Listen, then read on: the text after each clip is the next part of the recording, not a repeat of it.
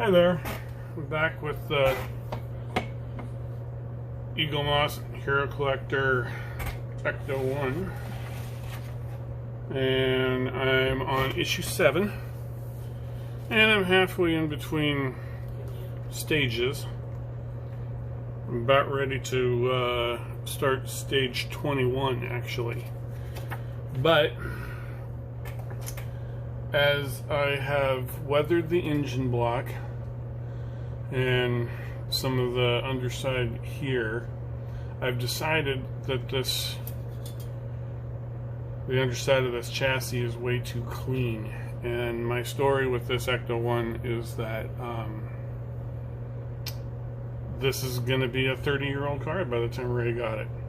And as though their paint job, the Ecto-1 paint job, is going to be nice and pretty, the motor and everything underneath is going to look weathered and 30 years old. So the next part that I need to install is this guy right here, and it goes right here. But what I was thinking of doing was practicing on the inside. And so I practiced some different things on the inside right here, and just in case I screwed up, you know, it's going to be on the inside, you never know. But this looks rusted and dirty and old to me, and so I think that's kind of what I'm going to aim for, but maybe in some less specific areas. But I think the first thing I'm going to do is go with a pass of this red to make it look rusty, and I'm going to kind of work my way up. So the rust comes from this VALLEJO pigment, and this stuff comes out dry like powder. See, you can see it's a powder, and you can put it on as a powder. You can get it wet with, it's acrylic, so it's water based. You can get it wet with water, or, and what I'll be doing is wetting it with this pink pigment binder stuff.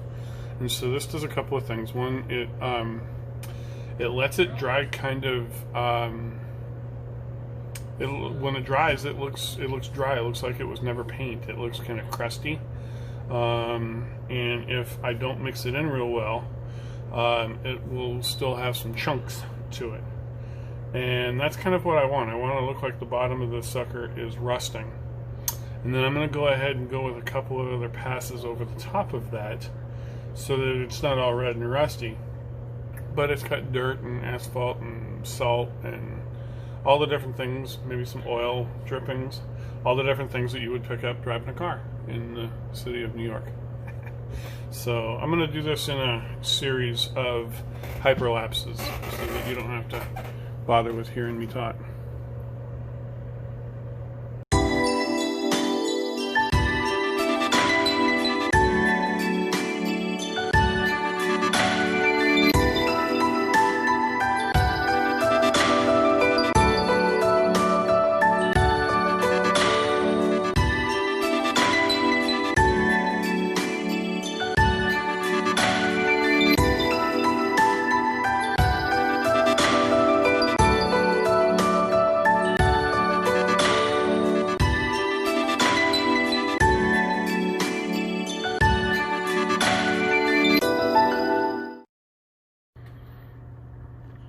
So this is the first pass. It's always terrifying to mess up your expensive model, but just keep going over it and over and over it with different layers, different textures. And I'm even doing some of the parts that I've already done so that there's a little consistency. But we'll see how she goes.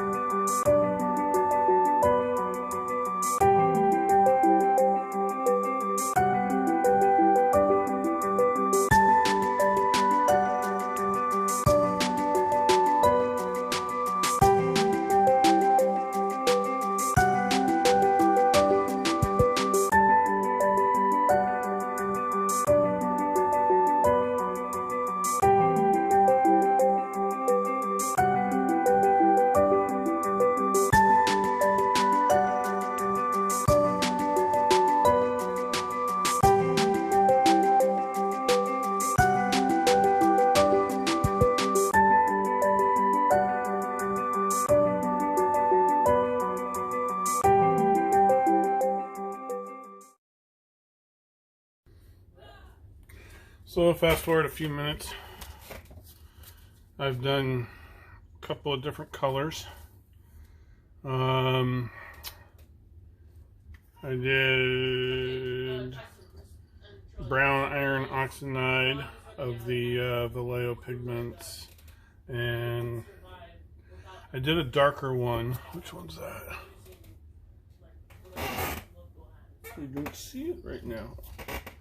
And then, but I've also done, I did a splatter where I do this kind of motion with the light ochre, the yellow color.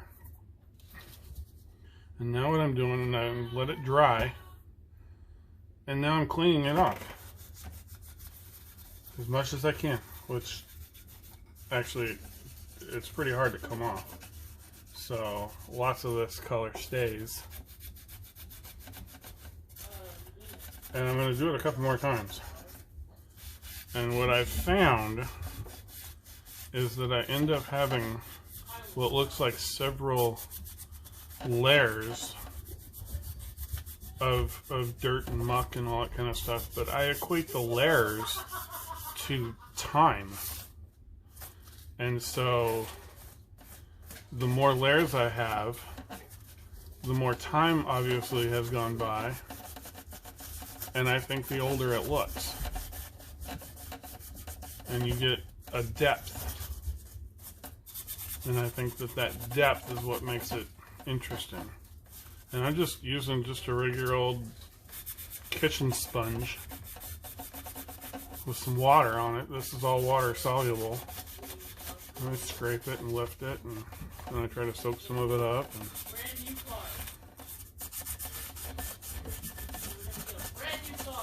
I'm going to do this for a while, and then I'm going to go back over it, and then I'm probably going to scrape it off. And then I was thinking towards the very end, I'm going to do some rub and buff. Now, I don't want to do, can't do the finished product yet, because obviously I don't have the entire chassis, under chassis here. So I'm just going to do a little bit, and then I'm going to try to match what I have. But the reason I'm doing it in stages like that is so that they're not all exactly the same. It's not going to be the same. The wheel wells are going to be different. There's probably going to be different splatter right here because of the tires. All different kinds of things are different. Now I just got the kit, the issues that have the wheel wells, but not the rear tires. So this sucker's gonna have, it's gonna have wheel wells, but no rear tires.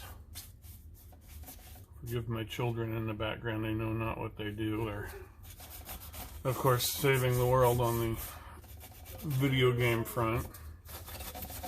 Killing some sort of Nazi, I'm sure, or something.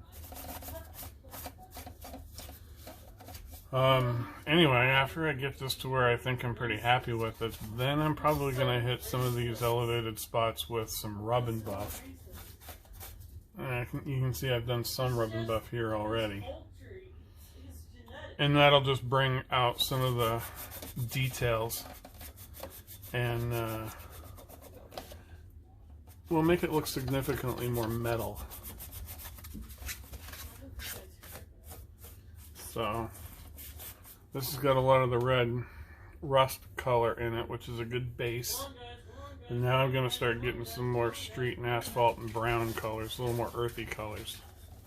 And then on top of all of that, I might hit it with some more lighter colors. But she's coming along. I'll continue doing a couple more hyperlapses of the next level of color. We'll see what happens.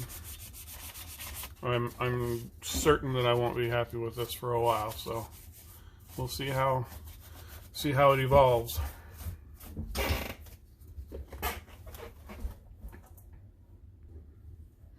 The next color I'm gonna hit it with is Sombra Tostada. This is just a company called Model Color, or it's VALLEJO Model Color. And I've been happy with this stuff so far.